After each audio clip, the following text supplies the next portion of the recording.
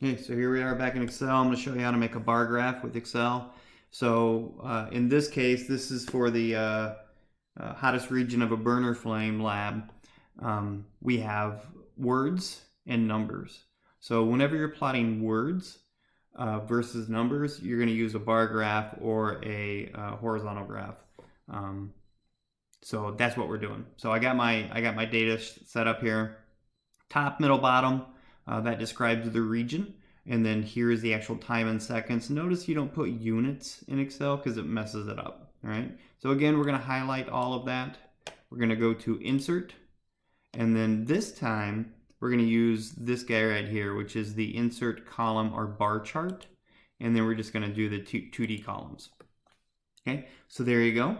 That's what you have. Again, here's top, middle, and bottom. On the x-axis, showing you what we changed, and on the y-axis, this is the amount of time. So the only thing you have left to do here is move the chart. So we go up here to move chart again. All right, we're going to do it as a new sheet.